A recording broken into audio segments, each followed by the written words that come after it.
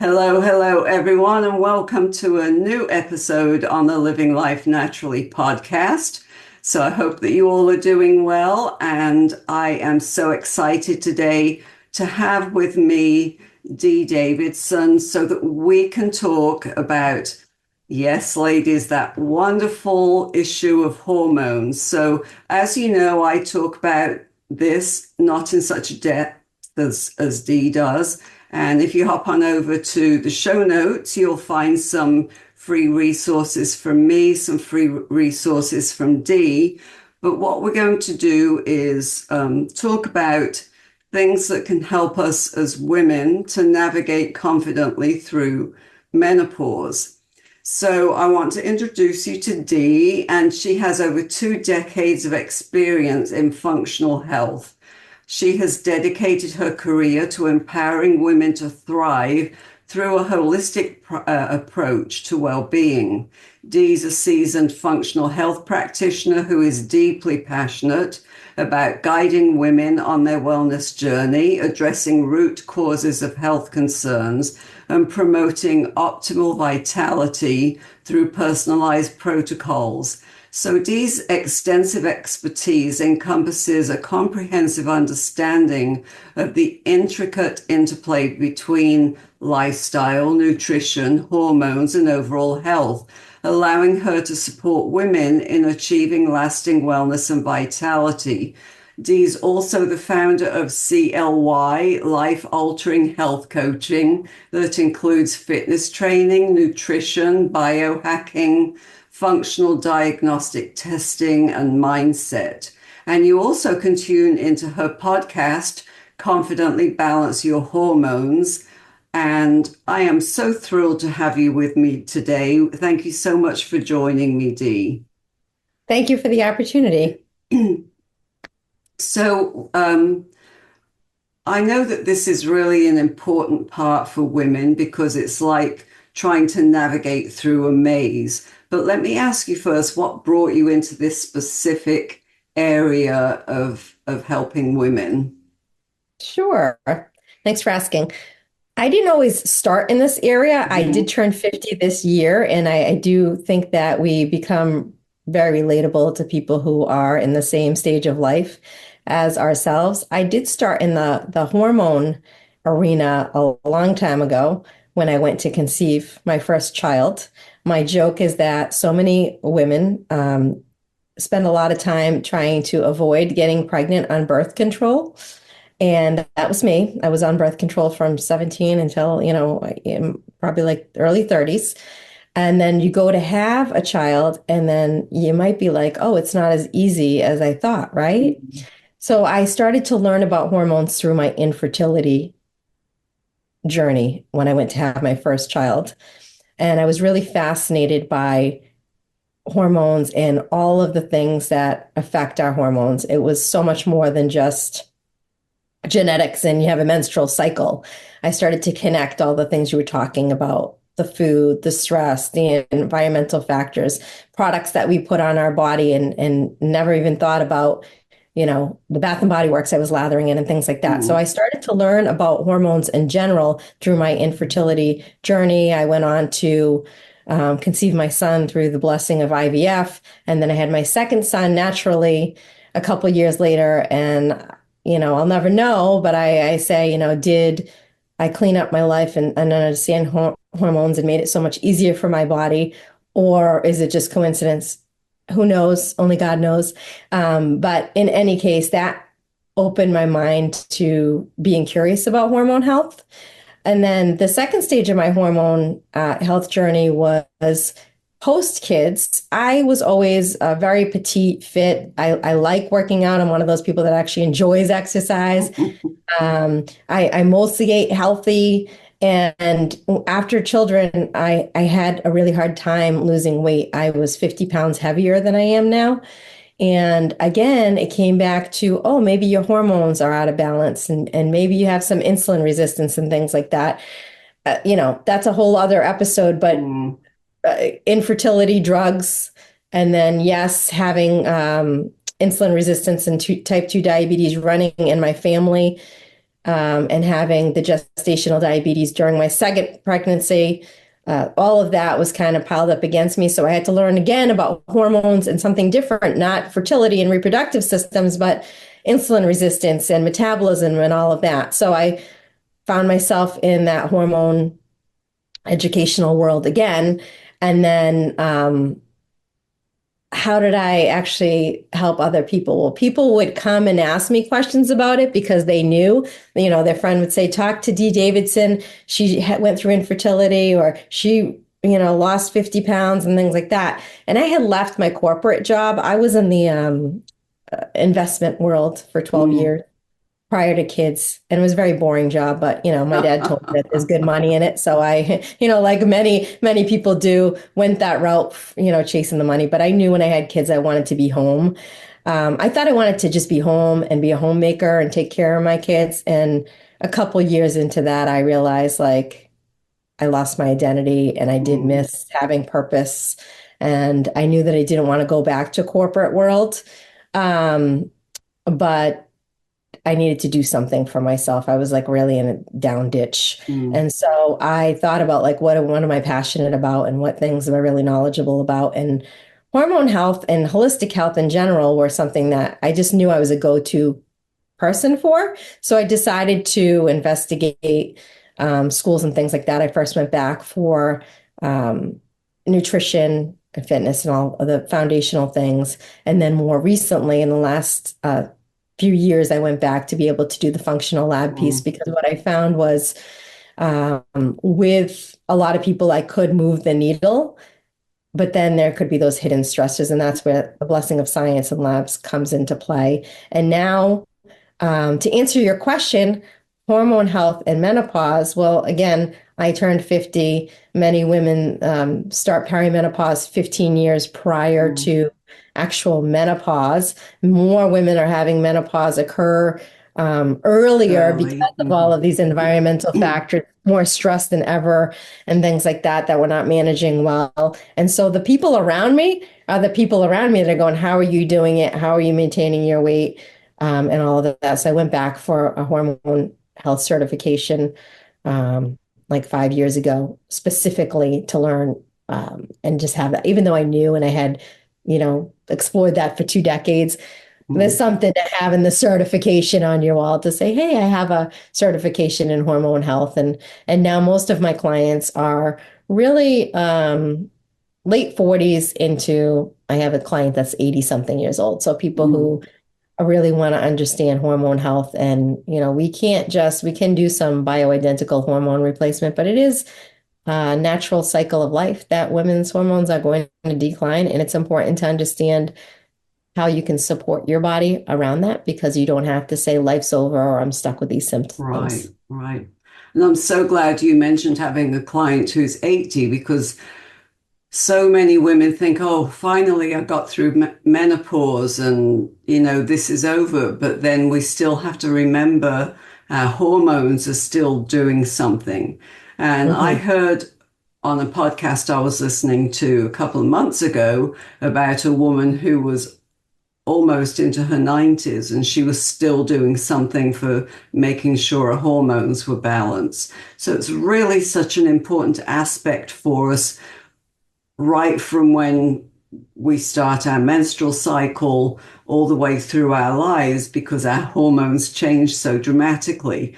But today we're zeroing in more in the menopausal, perimenopausal phase. And how exactly do hormones affect women's symptoms? I think it's important to just to back up on what you were saying about hormones. A lot of people in general, men and women, think that hormones are all about the reproductive organs. One thing it's important to note is that your hormones are I call it the electrical panel, right? So your hormones are signals of other dysfunctions in your body, and your hormones, they control your brain, your nervous system, your thyroid, your adrenals, your reproductive system, your metabolism. Insulin's a hormone, and a lot of people don't realize that. They just think it's like estrogen, testosterone. I've had men go, oh, hormones, I don't need that, because they think hormones only affect women, but hormones are your electrical panel. So I just wanted to put that in there too. And when we get to perimenopause and menopause and our hormones start to decline, it affects women on a lot of levels. I see a lot of women who might be experiencing brain fog. They have more fatigue because your body just doesn't have that hormone vital reserve to combat all of the stressors, I call it. We have external stressors, of course, like finances, relationships, loosey-goosey boundaries, things like that. But then we have hidden stressors that your body might have been able to manage up until this point. But now that your hormones are declining, those are like a tipping point. And so brain fog, weight gain, women, especially around the middle area, women start to complain of that. They like, okay, I've been doing the same thing I used to do, but now I'm still putting on the extra 5 or 10 pounds a year. Anxiety, a lot of anxiety and panic is showing up at this point. And people just think like, oh, I don't know what's going on with my body. It's a very confusing time for women with their hormones changing. And it's not just about weight gain. And we know we hear about weight gain and hot flashes and night sweats, but there are a lot of other symptoms that come up. Bloat, I have a blog post that's coming out about bloat next week and the decline in your hormones. Again, your body just doesn't handle things the way that it used to when you hit this stage of life. So what I do is I help people to identify all the stressors, internal and external, that we can.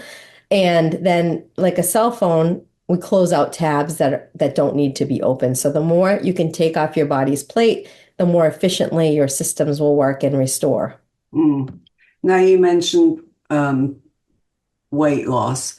So that's a huge one in the hormone menopausal sphere. And how can women lose weight? Because I hear so much in my practice, well, I'm doing all of the things I've always done, and yet I'm gaining weight. So what is it that can help us to lose the weight during the menopausal, perimenopausal years? Great question. One of the things that I like to say is that we are all different. So that's the problem with blanket statements or all these influencers. We see so many people posting things, is that what you need, Lynn, might be something different than what I need. So I like to talk about the things that overall affect us that can be preventing us from losing weight in this stage of life. And then I do tell people, rather than going through the cycle of trial and error, meet with a functional medicine practitioner, health practitioner, schedule a consult to really hone in on like what of these things apply to you. But what I can say is that your body wants to release weight. It wants to keep you healthy and safe. But when there's these stressors going on, it doesn't. Weight is like the last priority on your body's list of things to do. I know we don't like that as women, but if your body doesn't feel safe, it's not going to release weight. And some of the things that might be making your body not feel safe are, you're not eating enough. Most women aren't eating enough food. So your body will store more fat, right? And then you become insulin resistant. So watching we don't count calories, but watching your food intake, right? So you want to make sure you're having enough protein. That is a big one for women. Yes. When I work with women, and sometimes we do a food log, and I'm like, oh my gosh, where's the protein? Where's the protein? That's my repetitive question. Women aren't eating enough protein to build muscle, to help the cellular function, the hormones, all of that, sustain blood sugar levels. So eating enough food and enough protein is important. Not skipping a meal. I know a lot of people have jumped on the fasting bandwagon, and intermittent fasting for women who are not cycling specifically or are entering that phase of life. It's not really a good thing. It can, again, cause you to be storing more fat and make your body not feel safe. I am a fan of fasting for cellular cleanup and all of those good pieces of it, not for weight loss though. Like I wish more women would understand that like cutting calories and doing hard workouts can actually be working against them. You want your body to feel safe. The best way to fast is to maybe eat earlier dinners. Like I was just looking at a food log. Someone had their dinner at 9 p.m. and went to bed at 11. Like if you want to fast, don't skip breakfast. That's not a good thing for women in this stage of life. You want to make sure you eat an hour to an hour and a half after you wake up so that your metabolism gets going and your body feels safe and that you have the energy to do the things that you need to get doing for the day, and then cut off your meals earlier at night when you're starting to unwind and do less activity. So eating enough protein, eating to sustain what your body needs for the day.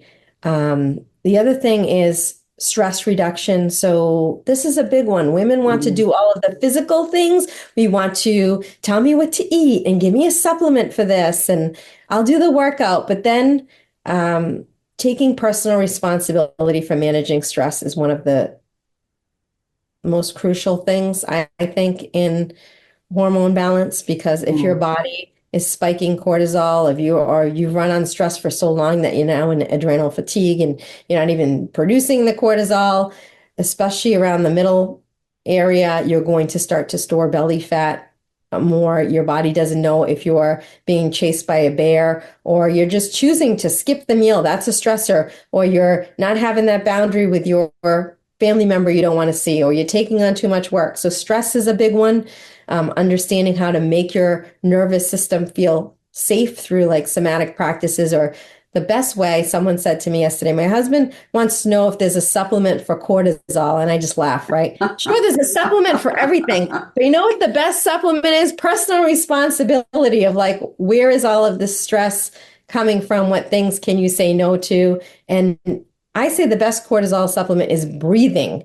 We are not breathing. We're just, again, going. We don't just take a breath, breathe. So learning how to do some of those things that send signals to the nervous system and help manage cortisol, that will help balance your hormones. And then on the physical side of like things that are starting to slow down and maybe become stagnant, detoxing is a big one. So at the midlife, that's just what it is, right? People hate talking about midlife, but it is what it is.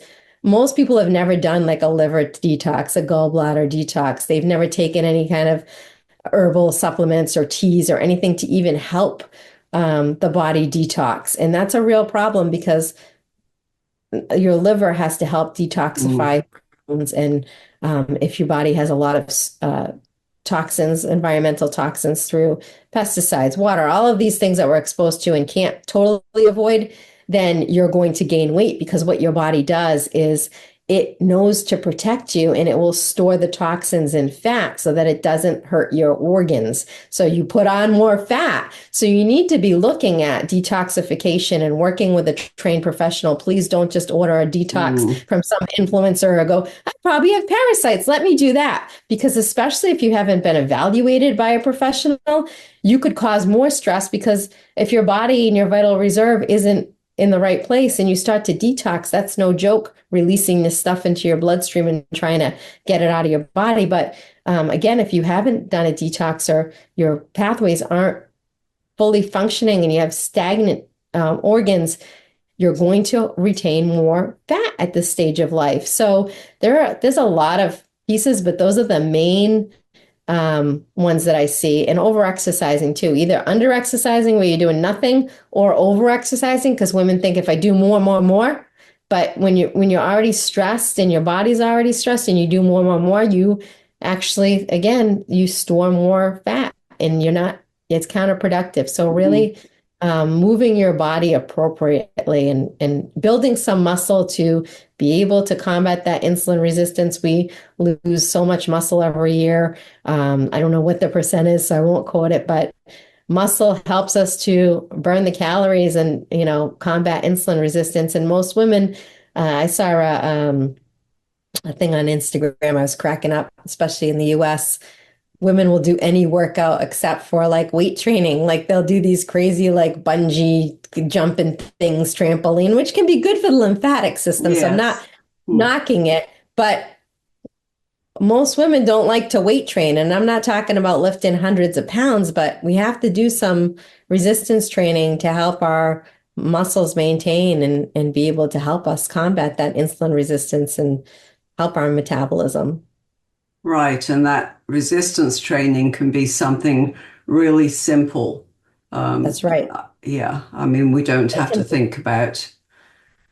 CrossFit, right? We could do, I Right. love like the resistance bands or even yoga, Pilates. There are so many ways to build muscle that Mm, have to be scary, I guess you can mm. say. So you mentioned cortisol. Explain to us, because we all know we've heard about cortisol, but do women really understand? So what's the importance of cortisol? Yes. So cortisol, again, something I see all the time is women talking about high cortisol. You have high cortisol. You have high cortisol. Well, I'm here to tell you, when you hit menopause, you probably don't have high cortisol anymore because you've probably run on cortisol for a long time and you're actually probably fatigued. So what happens is at first we run on high cortisol because we're not managing stress properly and we just think like we just keep going this way. And then we become like chronically fatigued or, we have those afternoon crashes or we're not sleeping well because we're actually not producing that cortisol anymore. And we go into adrenal fatigue, right? So cortisol, the importance of it, and I show a diagram to my clients, is cortisol is in this middle of bubble thing. And all your functions kind of come off of it. So you have your hormones, your immune system, your digestive, your detoxification organs that we just talked about, energy production, which is converting food to energy and things like that. And then your nervous system. So when we talk about those panic and anxiety attacks and things like that, connection to gut and brain, all of that. So here's cortisol, and you start not eating enough food, not having that breakfast, you're maybe polluting your body with plastics and toxins, whatever. Those are all stressors that cortisol, it doesn't have like emotional intelligence like we do. Well, some of us do, right? So all it does is go, do we perceive this as a threat to the body? And if yes, if cortisol says yes, cortisol will start to take away or dumb down the other functions we just talked about. So it'll start to throw your hormones off balance. It will start to tax your immune system, slow down digestion, because all cortisol knows is I have to get this person's body back into a state of ease and balance so that it's safe. So it will start to slow down other functions. And that's where the symptoms start to pop up. Oh, I have a headache every other day, or I'm bloated all the time, or I'm gaining weight. Those are the symptoms that are coming from cortisol trying to keep you safe. So cortisol is a really, really big deal. And again, how we help cortisol is to look at all of the external stressors that we have going on.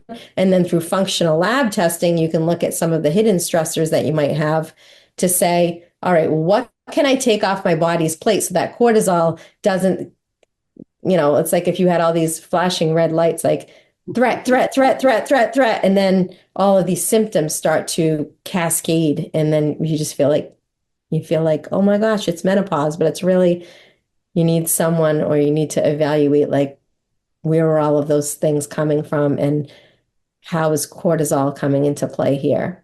To Mm, stress hormone. mm. And the stress hormone is, our world is so full of stress. And Mm-hmm. I think both of us would say you can't emphasize enough the importance of learning how to manage your stress. And Yes. and when you say that to women, they just say, well, I've got a busy job, I've got kids at home, this is going on, that's going on, because there's so much going on in our world. Right. But when you think about managing your stress, you don't have to take 30 or 60 minutes at a time to manage Right. your stress. Can you give us some ideas of some short, quick things that we can do so that we can help Absolutely. manage that? Yes, I love this topic, and everyone's busy, right? Like everyone's busy. I don't even like that word. It's one of the words that I just despise, right? So we do have to teach women, especially women, because we take on so many things and put ourselves at the bottom of the list, how to manage cortisol and stress in a non-overwhelming way or a way that it's going to be another task, or like you have to go to a yoga class or meditate for 10 minutes. For some people, they love that and that works. But for most women who are busy or it's, already in a state of overwhelm, that's not going to happen. So one of the best things, as you just heard me say, that you can do is just breathe. Breathe. Because so many people, I don't wear one of those Apple watches, but I know a lot of people do. And I know that it tells you that you're not breathing, which is kind of scary, right? Like, what are you doing if you're not breathing? You're holding your breath.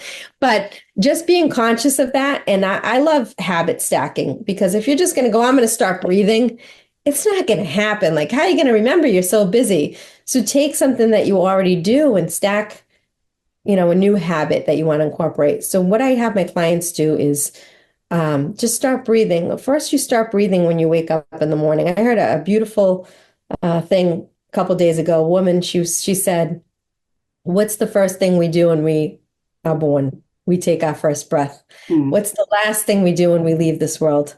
We exhale." So why are we not breathing all of the time? Breath is life, right?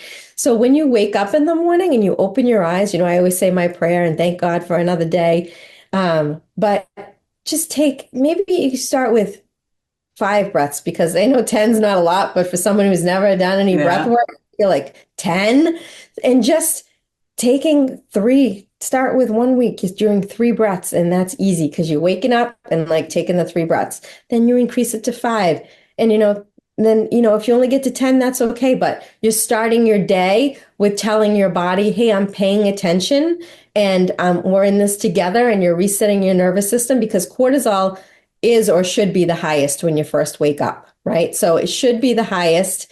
And if it didn't spike, you didn't wake up and you're not alive. So help your body just through taking some breaths first thing in the morning, instead of going, oh my gosh, my alarm went off, or my kid needs me to take me here or whatever. Take the 10 deep breaths. And then as you're ready, a good time to start habit stacking the breath work is before each meal, because we hopefully are eating the 3 meals a day. And so that's another problem with digestion and the bloating that we're seeing in midlife and all of these things, stomach pains and constipation, because your body will slow down going to the bathroom, because it says we don't have time for that. So cortisol actually slows down bowel movements. So help your body feel safe with, do those 3, 5, 10 breaths before you take the first bite of your food, because it's like having this magic button on your shoulder where you're saying, okay, I'm aware and we're in this together. It's time to digest this food. We're going to go from sympathetic, crazy fight or flight to hitting this button. By breathing, that sends a message to your body that it's time to rest and digest and reset.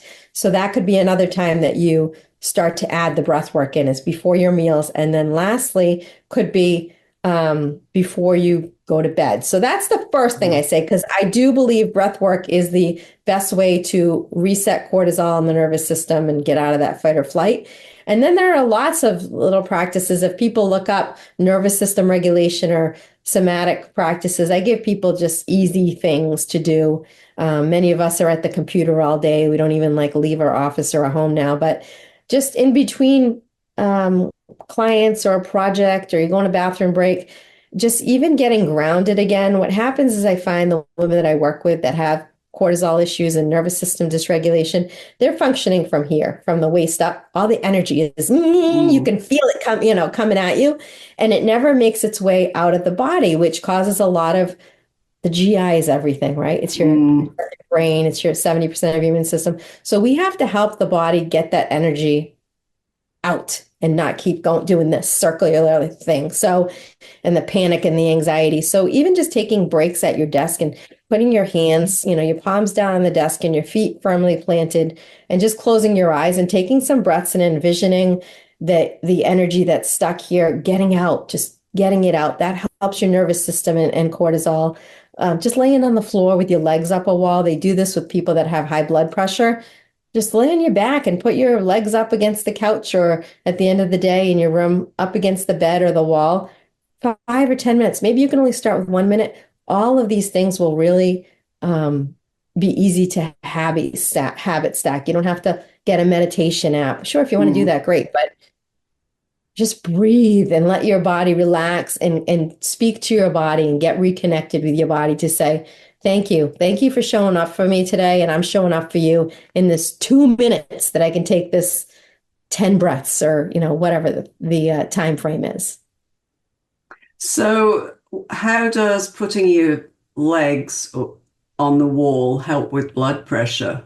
Yeah, so the blood flows back towards the heart. The brain and the heart are so important. We're so working here and not realizing how much the heart does and how much it's important. So you get the blood flow coming back, just like with the dry brushing. I don't know if you've ever done the Yeah, dry yeah. brushing, but you're always brushing towards the heart to get the circulation going and the oxygen in your body flowing. Oxygen, again, breathing and oxygen is the life force. So doing that just again towards the heart gets the circulation going again. It's just Yeah, reinvigorating for the yeah. body.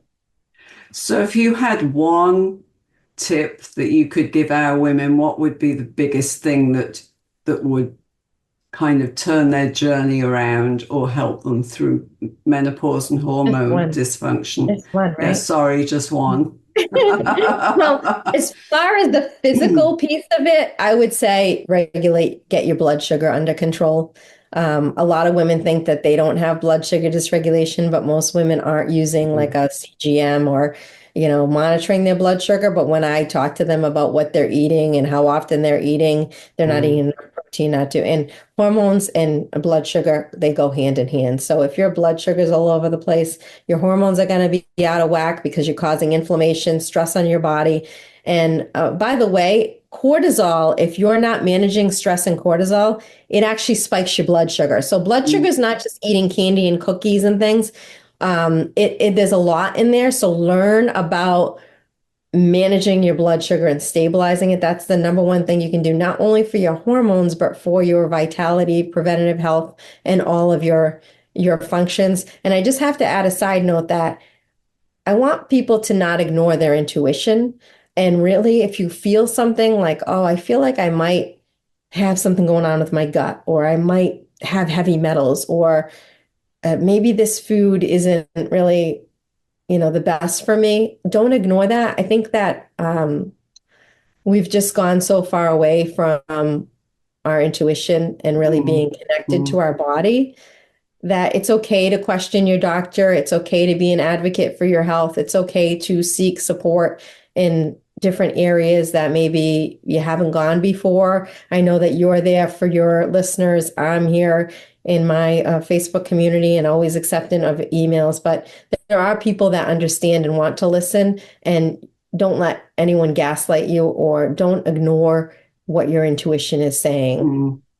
Yeah, that's very important. So I know you have a free resource for our listeners. Could you Yeah. tell them about that? Yes. So if you go on my website, and I know that you're going to put in the show notes, Mhm. and you go ahead and enroll in my freebie that you'll see there, I'm going to actually not only give you some free tips and things like that, but also I'm going to do a drawing in November. This is something new you and I haven't talked Mm. about. So for anyone who grabs the freebie, they're going to be entered to win a free consultation with me. It's valued at $198, and they can talk to me about anything hormones or beyond for 30 minutes. Oh, that's awesome. That's awesome. So I'll put all of that in the show notes. And the best way, I assume, for people to get hold of you is by going to your website. Yes, confidentlyloveyourself.com. Yes. Yes. So thank you so much for unraveling some of this very intense, and it's a huge topic, and we've really just scratched the surface here. So thanks for helping to understand a little bit more about our hormones. And I appreciate you coming on with me. And really, from the bottom of my heart, thanks so much, Dee. Thank you for the opportunity to share.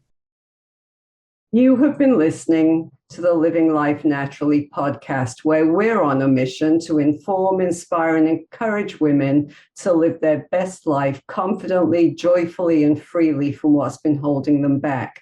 For show notes and free resources, visit holistic-healthandwellness.com. And I'd be delighted if you'd follow us on socials to connect further. If you enjoyed this show, why not share it with your friends? If you found good value, chances are they will too. And of course, a 5-star review on iTunes is always greatly appreciated, as much as I appreciate you listening. So until next time, live life naturally and joyfully.